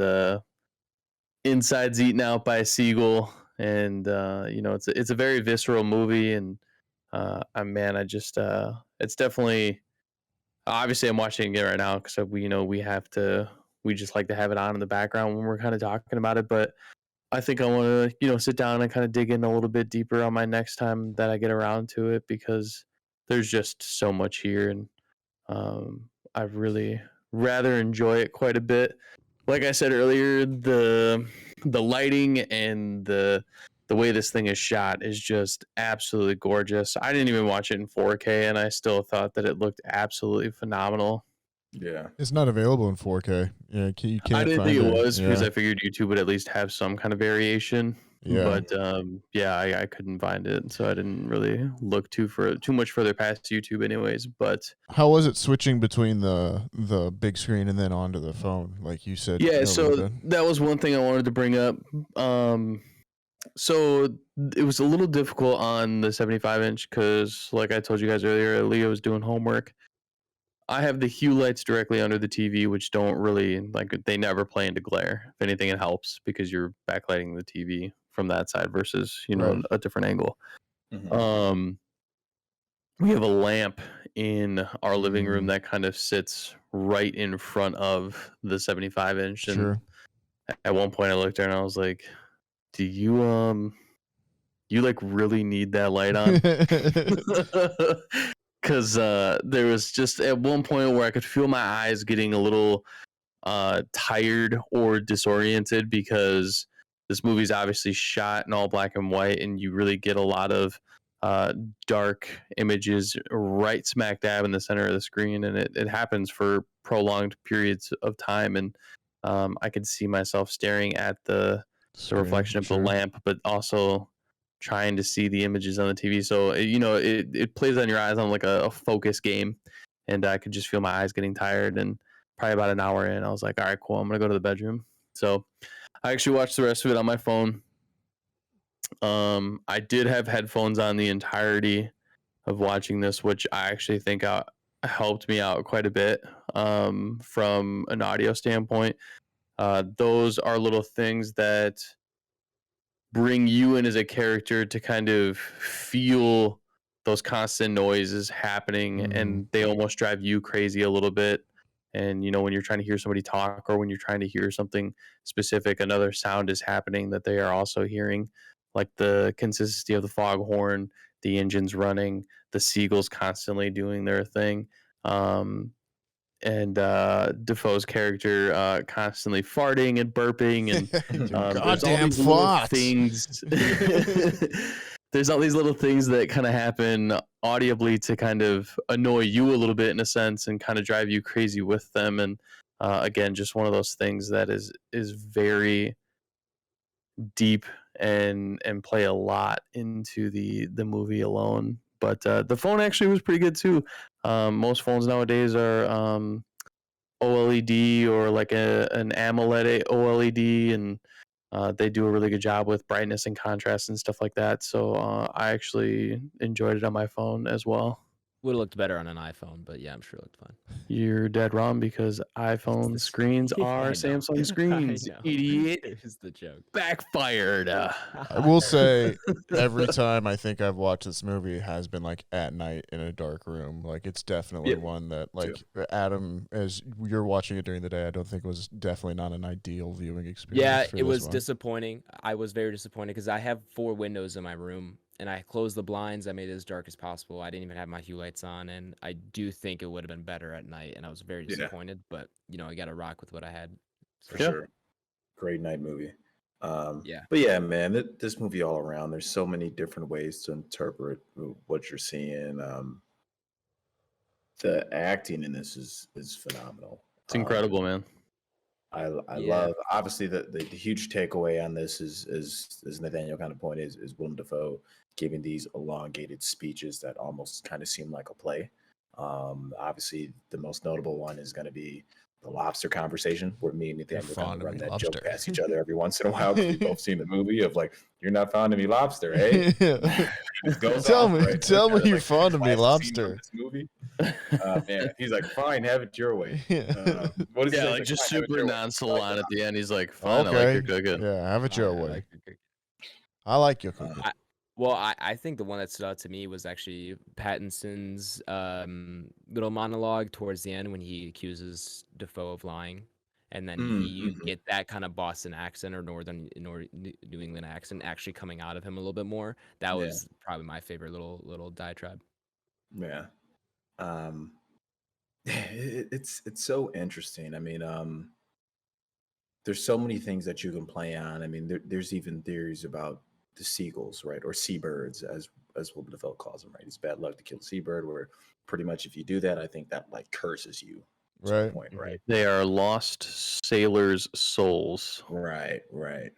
So, It's sure enough, that they end up finding one in the water, diluting the water, and then he goes up there to clean it up, kills the seabird, and some would say that he cursed them then, but Which is just graphic as shit.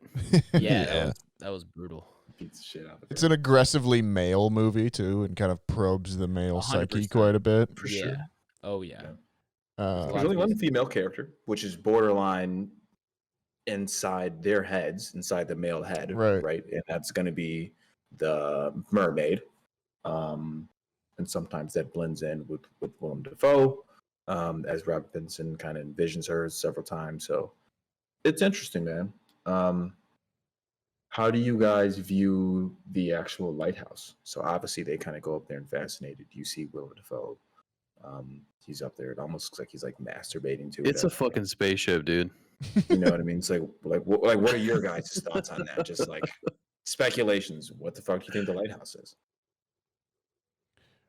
Yeah, I mean, my all-time, I think, favorite shot of the movie is the long shot at the end of when Tommy finally gets to the lighthouse, and then you see it gets that overexposure effect, and he's just screaming at the top of it because he's finally seeing the light, and then it ends with him falling down the stairs and everything. Well, he doesn't fall down the stairs, Nathaniel. He spirals down the stairs. That's true. He does. He spirals down the stairs. He's spiraling. Yeah, I'm actually at that part right now. But yeah, that There's and the another great sound. shot, that top-down shot of the stairs. Yes. Kind of makes the conch shell or whatever is it? I don't know. Nautilus spiral. Sure. But yeah, the sound in that scene, that's my favorite bit of the whole movie.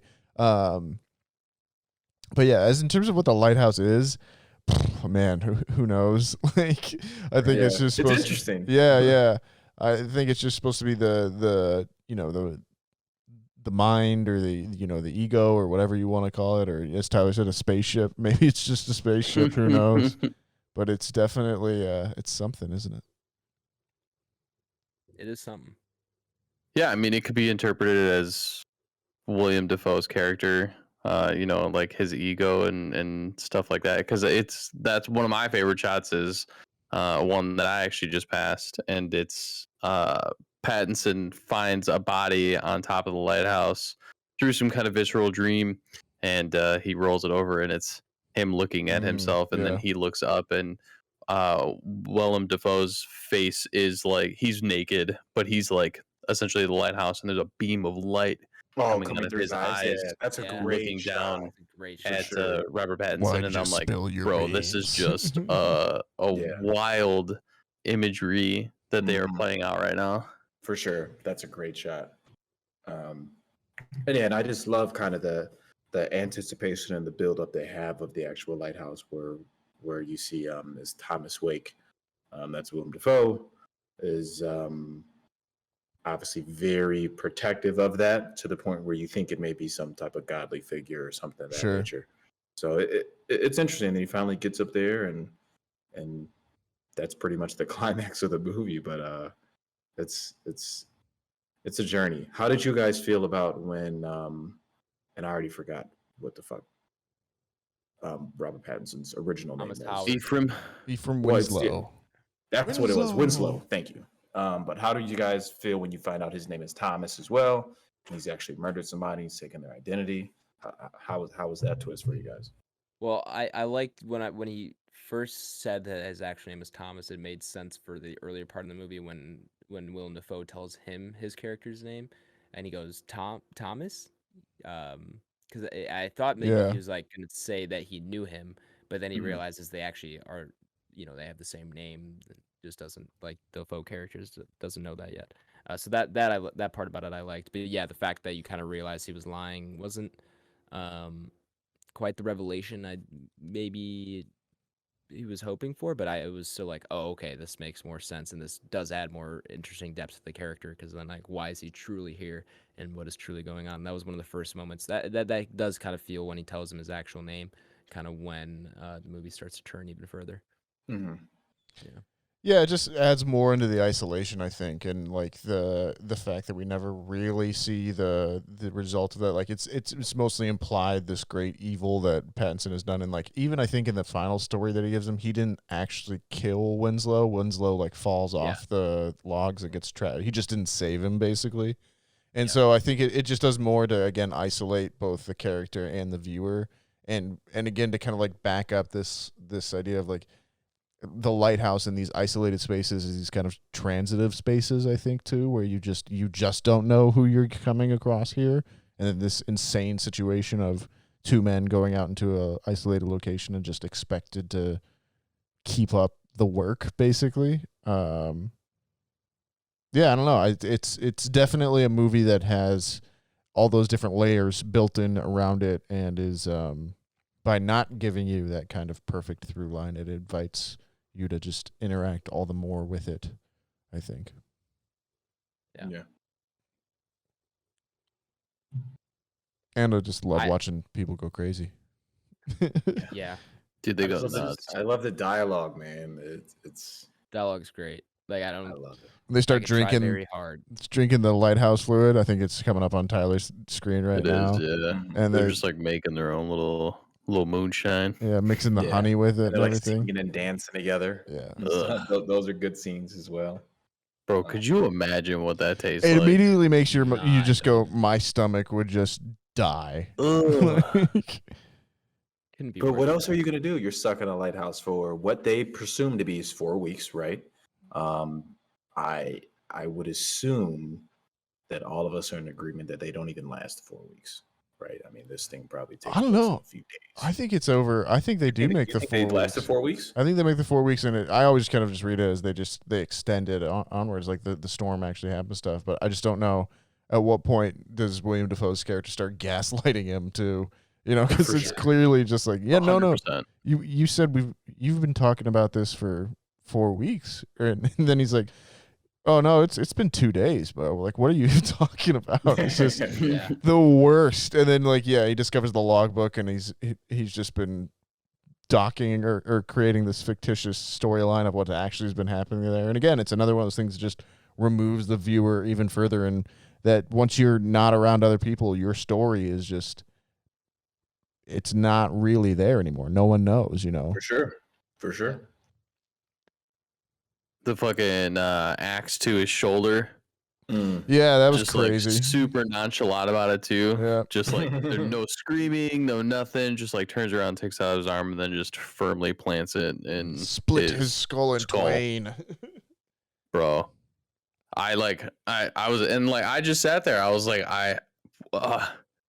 did this happen? Is this happening? Right. And so it was hard for me to get like some through emotions from it. Usually when somebody gets an axe buried in their face, so, you get the oh shit moment. Yeah. But this, I was just kind of sitting there and I was like, I don't know what's happening still. Yeah, like it's so just, weird it's and one of those eerie. things. Yeah. Well, I love right. the detail where he gets his smoke. Yeah. After he does it, he gets his smoke. That was a nice little. And the detail. part where he's burying him, that's so visceral too. We've used that word a lot as well too. And yeah, when he completely loses, it almost goes into a Waiting for Godot like section. If anyone's ever read that play, but it becomes this complete break from reality, and you're just like, what is going on?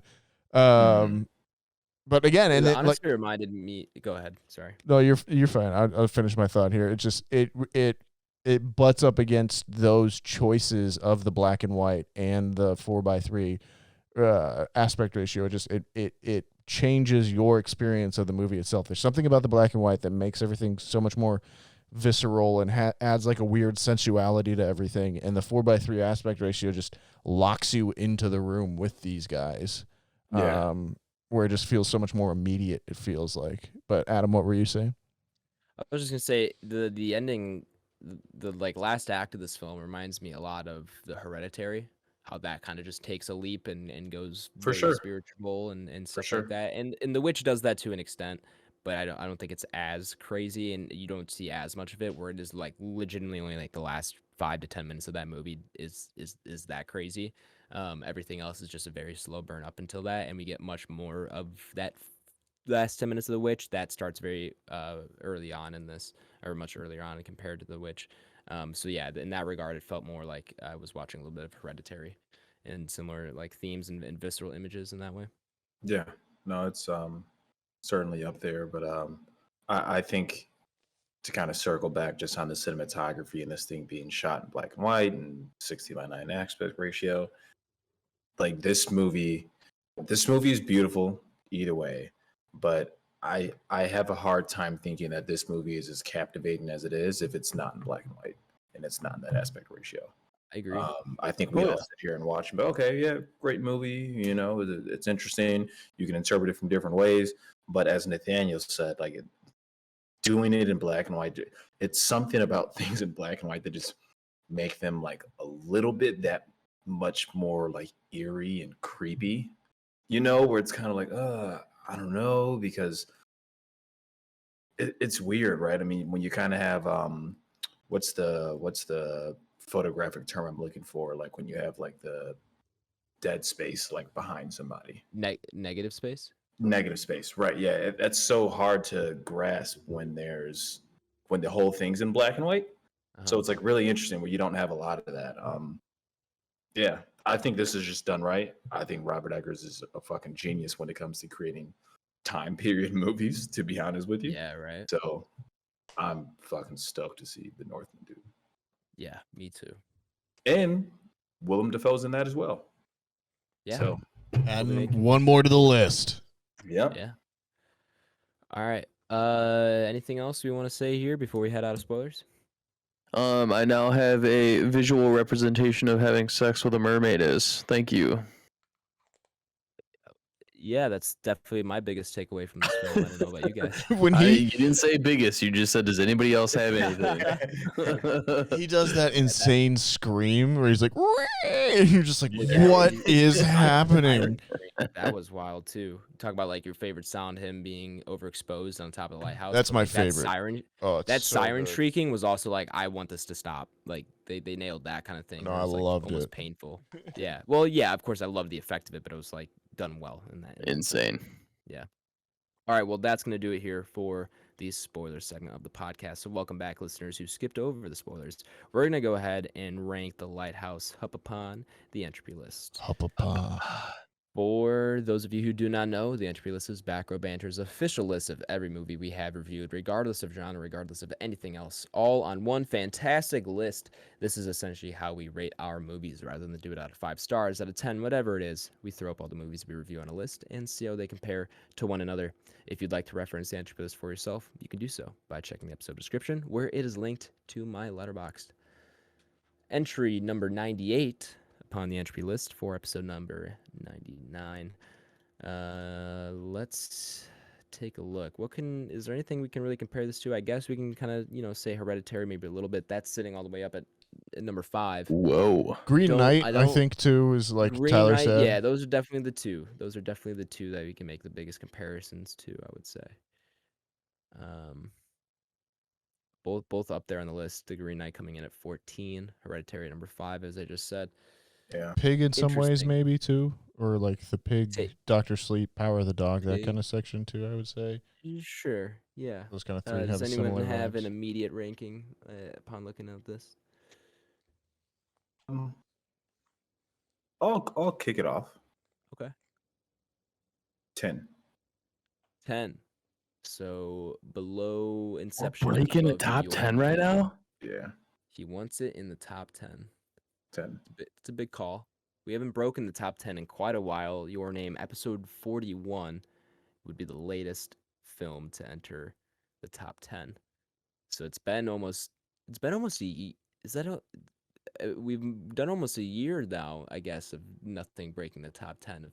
Yeah. That- you said We've been kind of 41, building that's up like to it, 60 though. 60 Is it episodes. time? Yeah, I mean, that was 41. Now we're at 99, so that's 58 episodes. So I guess it's been over a year since something's broken the top 10. That's kind of wild to think about. Yeah. I'm thinking 10. The only thing that hurts me on that is 9 days at 12. Yeah. That's a tough one. Yeah, that's a tough one for me to jump over, but then I look at like the Green Knight, Green Room, Yeah. and I both think this are- movie is those are good, and I think this movie is light years ahead of those two, in my opinion. So That's valid. Nathaniel, Ty, you guys got an idea? Ty, go ahead as the Lighthouse newbie. Fuck. I just said we had an experienced one go first, and then you can go, and then I'll go, and then Adam can finish it off.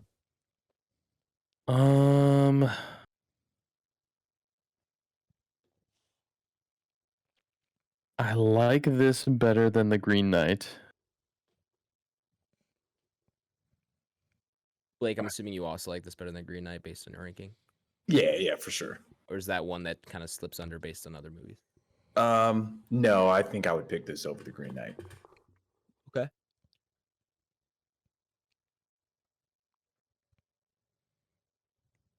I'll say 11. 11. So below Your Name and above Whiplash. Yeah. Fair. That's a solid ranking as well. Any particular justification? I think there's a couple movies in here that need to be moved around a little bit, For sure. but I just connect with Your Name a little bit more. I'm an anime fiend, so I think Your Name and I just connect a little bit more on a deeper level. But this movie is just insane, and like I said, I want to do another watching where I can actually hear everything and Right. still I actually watched this with captions because I had a little bit of a hard time with the dialogue, and you don't really realize that there's a ton of dialogue in this until they're sitting in the little dining room for the first time together, and you're like, oh well, they are going to talk. There's going to be a lot of talking. So Yeah. I actually had captions on for this because I wanted to make sure I got as much of it as possible. But yeah, I think I like this better than 9 Days, Whiplash. 9 Days is really hard though. Oh, you like this more than 9 days? I think so, especially on a second watch. I don't know. I'm gonna stick with Fair. 11. I'm at 11. Yeah, fair. Okay. Nathaniel? Yeah, I think when I first started this, kind of looking at it, just because this movie's pretty personal to me too, I think I immediately saw Y Tu Mama Tambien down at 20 and was kind of basing it off of that in that area. Another movie Okay. that I think, like, again, film nerds or film lovers will definitely appreciate and stuff. But then, yeah, you guys brought up Green Knight, Green Room, that kind of area as well too. And having watched the Batman earlier today, and then obviously like Starship Troopers last week, I feel pretty comfortable with where I'm at in that zone right now. But all of that is leading up to me saying I'm actually in agreement with Tyler. I want this at number 11, I think, overall. There would be things, obviously, in like a personal entropy list that I would flip around up there in the top 10 Right. and everything. But for how it's kind of ranking here and where I think this movie overall stands in kind of quality, I think 11 is where I'm going to be with this one as well too. Yeah. Adam. That leaves my measly vote. I will just say I think lower than all of you on this. Perhaps that's because I watched it during the day. Perhaps it's only been about 4 hours since the film ended for me. I would definitely perhaps I say haven't watched it more than once. I think of this one as a grower. Like, this will be one that, like, as the Yeah. Sure. days go by, you'll find yourself thinking about certain scenes or certain Sure. bits on there for sure. But yeah, I do think that's something of a little bit of a hindrance for you right now. I agree, and that's the shame, but it is just Hey. what No, happened yeah. here. Nature of the game, right? Yeah, we've all Yeah, had that experience for sure. So that being said, I think I am going to put it down at 16, below the Batman and above Dune. I Okay. just look 10 through 15 here. Your Name, Whiplash, 9 Days, Green Room, The Green Knight, Batman. Like those movies to me could battle for a top 10, all of those. And Whiplash is obviously my favorite movie. Your Name is one I've been very, outspoken about on here. I loved the Batman, enjoyed my time with it. The Green Knight was probably one of my favorite movies, if not my favorite movie of last year. 9 Days being the other one. Well, I guess 9 Days was technically 2020, not 2021.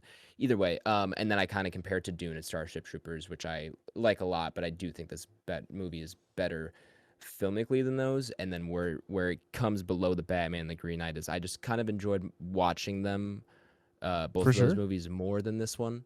And again, that could be due They're to more the palatable. way. Yeah, and that could be due to the way I did view this, where it wasn't at night, where it was complete darkness, and I just had the black and white picture, which I think would have done a lot for me. But yeah, I just enjoyed my time more with those, and I think that's where they're gonna edge it out. So 16 for me. Let me do the math here really quick because I wasn't already. So we have a 10, 2 11s, and a 16, correct? Yep. Yeah. That is going to bring us to an even number 12. So It's going up against 9 days, huh? 9 days. Yeah. Oh wow. All right. Okay. Let me look that up here really quick on IMDb. As IMDb I ratings am okay are with our throwing it tiebreaker. behind 9 days, fellas. You I are am okay with that. Do we can want put to that on make the the books. executive decision to do that before I tell you guys the ratings? I want to go to Oh. the ratings. You wanna Okay. go to the ratings? Ty, Take it to the ratings, baby. take it to the ratings? All right. I'm outnumbered. Well, as we said earlier, The Lighthouse is a 7.4 on IMDb, and 9 Days comes in at a 6.8. Oh my So, god. Lighthouse Thrashed. edges it out. Lighthouse. Why do comes they in at hate number 9 12. days, man? Right? They do. Who the That's hell is crazy. giving it below a 7? That's what Yeah, I'm yeah, that At least a 6.8 is 7. insane. At Yeah. least a 7. If you're getting anything below a 7, you clearly don't enjoy your life and So didn't For sure. It's a like the fact positive that movie someone on the was telling you internet. to. Yeah, true, exactly. You can't have positivity. You got to have mermaids or something. There is no I guess. nuance and there is no positivity. Yeah. So that leaves the Lighthouse locked in at 12 on the entropy list, below Whiplash and above 9 days. That was a tough one I'm to good with kind of that. rank. Yeah. Yeah, but that's a good spot for it. Right Close. right above the Green Knight. Yeah. Damn close for breaking the top 10. And you know I what? said Here's we what had a I'll say. chance with the Lighthouse. We I had a said chance. Yeah, we had a chance with the Lighthouse, but if the Lighthouse is at number 12, and we're thinking the Northman looks better, which in my opinion, based on the trailers, I think Northman might be up more Yeah, people's no. alleys, Yeah, has yeah. more action and things for people to engage with than a Witch or the Lighthouse. I I agree. can see it breaking the top 10, but of course, that's It has, TBD. yeah, it has a chance. It has We'll the have to see. potential. It's certainly more palatable to the masses. I On think it will paper, be. it seems like. Yeah, Right. based on the trailers. So we'll have to see there. But that's your review for the Lighthouse. Next week review, as we've already stated, is the Northman, only in theaters. And don't be too upset about that, because I'm sure it's gonna be one that you're gonna want to see in theaters. Although I'm gonna see if I can find a screening with subtitles, because I'm a little nervous about that. Yeah, I'm with you, dude. Previous discussion. I'm I with you, did dude. see. Actually, I think I gotta check if the Northman is playing at my ragtag cinema. Which it is, thank God. Maybe they can put on subtitles for me. Let's hope. I'm with you though.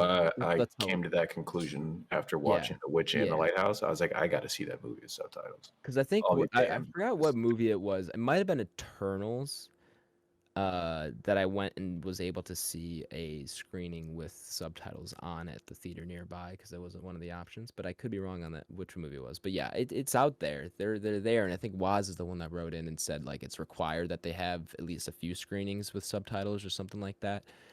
Anyway, go find that in theaters this weekend. Opening, I guess Thursday night is the earliest you can view that, and then join us for a review next week. Nathaniel, 5-star review by chance? Yeah, we do, and actually, it's quite a short one this week, so I will supplement it with a fun fact. When I went to San Diego, I visited a lighthouse there, and I got to see the glass that they use in the movie for this. They based it off of that actual lighthouse. It's in San Diego. Everyone should go see it. Oh, cool. Yeah. But with that being said, 5-star reviews, folks. They're the way that our podcast shows up in like other people's podcast apps. So if like they're listening to something other movie related and we have 5 stars reviews, we'll show up for them to possibly click on us. So they're the best way for us to get found in the apps. If you give us a 5-star review, we will read that review on the podcast itself. Like this person here who has said from Jack GR, 10 out of 10, truly magnificent podcast. And it truly is, Jack. Thank you for giving us a 5-star review. Jack was nice to us. You could say really whatever you want. It can be mean. It can be funny. It can be thought-provoking. Just don't be evil. But it just has to be 5 stars. And if you do so, we'll have it read out on the podcast for you. With that being said, Adam, what do we have? Plugs? Is that what we're doing this week, or are we sharing the podcast? Yeah, we're sharing the podcast first, of course. That's priority numero uno for our listeners out there. We want to grow. Can't do it without your help. So share it with a friend, a family member. Maybe you're stranded on a lonely rock, tending to a lonely light, and you guys are bored. You know, it's storming outside. You're drinking. You go, we got to do something but sit here and dance and sing sea shanties. So put on the podcast, you know. I mean, hopefully you got some internet out there. If you don't, try to pre-download the episodes for your trip out there. Prepare a little bit, and then you can spread the word. You can follow the podcast, of course. You can do so on Twitter at Banter Row, on Instagram at Back Row Banter Pod, YouTube it's just Back Row Banter, and then our email for any questions, comments, concerns, grievances, anything of that sort is backrowbanterpod@gmail.com. BlakeHolder, where can the people find you at, my man? Letterboxd, BlakeHolder. I'll be on there, logs and stuff, giving some reviews. I actually gave some thoughts on the Lighthouse, as you can tell. That's one that was very close to my heart. I had it ranked in the top 10, so put some brief thoughts down on that one, as well as some thoughts down on the Batman vs Superman. Spoiler alert on the Batman vs Superman review. It's not something that I really wanted to review. It's that they don't have the Ultimate Edition in Letterboxd. So I had to review the regular one, but then in there I pretty much had to detail everybody. Like, this is my rating for the Ultimate Edition one. If I had to rate the theatrical one, it would not be the rating I gave listed above. So that's that. Letterboxd BlakeHolder. We'll pass it off to, let's go to Adam. Hey, you can find me on Twitter at H24, where I have some tweets going out. You can get notified when I'm streaming on there. Got somewhat of a big announcement coming up, so that'll be going up there. And then on Letterboxd, you can find me at Aish. And my Twitch for said streaming is twitch.tv/Aish. Tyler Dallas. I also have a Twitch. I do the Do Twitch thing. Yeah, Some would it's say you're the Twitch. feature face of Twitch. Some would say that. Not all, but some. A few. I mean, Ninja's got a new sick logo. I was just about to say, you think it's sick? I think it's trash. I think it's terrible. No, that was pure sarcasm. Okay, good. I think the actual logo of like the top of his head with little spikes, I think that's okay. But I think the letters that make up Ninja are a little hard to actually make out that they say Ninja. Exactly. I thought he changed his name to Ninjoy. I was like, is that an OI at the end there? Yeah, it looks a little weird. I don't mind his logo being his hair, but I do think it's stupid that he made his logo his hair. But that just might be my opinion. Yeah, I like the fact that his old one was like the actual like head of a ninja. Yeah, right. And like it had like the mask and everything like that. But yeah, a step backwards here, Ninja. Don't mind the fact that you wanted to rebrand, but this ain't it. Yeah, it's whatever. He's got somebody that makes a lot more money to make those kind of decisions for him. So I'm sure he has approval of it. Can't you just say? You would think, but I don't know. Who knows? Anyways, my Twitch is twitch.tv/ultrabajo87, and we have a dope logo. Yeah, I do. It's a wolf, and it's sick. Somebody on stream told me that it looks like the Jurassic Park logo a little bit. It does, and I was like, "Oh man, I love Jurassic Park, so run that shit." And then Letterboxd, Twitter, and Instagram are all Tyler Vidalis, VIDALES, the channel. What up, folks? You can find me on Twitter and Letterboxd at @NS Gingrich. You can find me on Instagram at NathanielG92. Follow Sandpiper Tapes. It's still out there. With that, get us out of here, Adam. Thank you all for listening to episode 99, the last double-digit episode. If you've been listening for one episode, or 99 of them. I appreciate you listening, tuning in, especially if you made it this far into the podcast. Join us for episode 100, the big 100 next week with our review of the Northman. And yeah, we'll BRB. Be excellent to each other, everyone, and we will BRB. Thanks for stopping by. Please like, comment, subscribe. Do whatever you got to do to help us grow. Like Nathaniel said, those comments, 5-star reviews, and everything help other people see us, and we really we like that. So Yeah. we appreciate that. You know, help the algorithm, and just be good to one another, and we'll BRB. Thanks for listening. As always, we appreciate support. Without any listeners, obviously, I don't think we'd get to pushing episode 100. Yeah. So appreciate that as always. As we always say, as long as you're doing at least one thing you love every day, then you're living the right way. Continue to spread some peace, love, and positivity. BRB.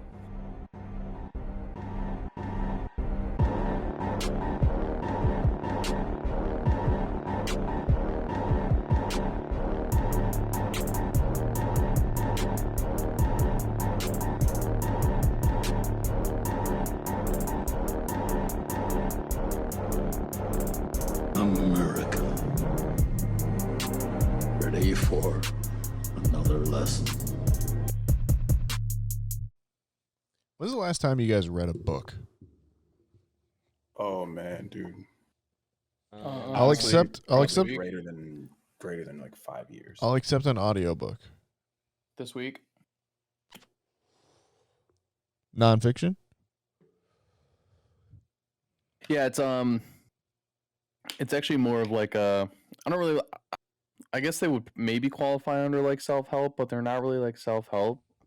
It's an author named John Gordon, and he does a lot of stuff in sales, and that's like kind of like where he grew up in, and now he kind of writes these short stories, but the book's probably like, I think it was like 148 pages, so nothing like crazy, but they're really easy to sink into. But essentially, they're stories of these people who you can easily assimilate with, and they kind of help you build a more positive attitude about life, or how you can kind of look at different situations in your life and try and make them as good as possible. And there's like a belief factor. Like if you think you have a shitty day, you're gonna have a shitty day. Whereas if you start to believe a little bit more that things aren't happening to you just because they're actually happening because you make them happen to you. It's pretty good. I've read a couple of his books. One of my favorite ones that really turned me on to him is called The Energy Bus, which is something that I recommend to quite a lot of people if I know that they're maybe struggling with just positivity in their life. And then this one is called The Carpenter, and this is the second time that I've read this one. And this is more of a life lesson that you can kind of have, just essentially kind of planning out your life. Having a plan for your life is going to make sure that you have a better life, kind of deal. Interesting. Solid. So, yeah. But I really like his books. Like I said, they're really not that long. Super easy to sink into. I think I can read The Energy Bus in probably a day now. And The Carpenter, just because I've had kind of less and less time. But I've been reading it, and I've finished it this week. So, Nice, dude. yeah. I dope. never finished that Obama memoir. It's still on my entertainment center over there. Mm-hmm. And I just bought Dune, which I haven't started yet, but definitely intend on soon. And then the book before that was the Speed, Violence, Momentum. I was gonna say by Dr. Disrespect. So, and that was really fun. Blake, you said it's been like 5 years. Yeah, dude. Trying to think what the actual like last novel I read was. Blake's like, not now, Chief. I'm in the fucking zone. Yeah. Running with the 5 stack, bro. Or is it Mortal Kombat? It's got to be Mortal Kombat. For sure. I was just thinking that. It's definitely MK. Oh, I watched a small bit about that today. This guy's kicking my ass though. So, unfortunately, Yeah, I don't think Rainbow is the type of game you can just boot up before a podcast. Not unless you want to be fucking mad for the next hour and a half. Yeah, dead ass. Like that's a game like I played and I just go to sleep. Like, I can't do anything after that. Too frustrating. Goes to bed angry. Well, that's why I But never- yeah, dude, it's been a minute, Nathaniel, dude. I honestly, I don't even think I could tell you the last book I read. That's how long it's been. Bro, Fair enough. Which is bad. I should change that. But that's all in my control. So I guess obviously I don't want to change it that bad, right? That's what they say. True.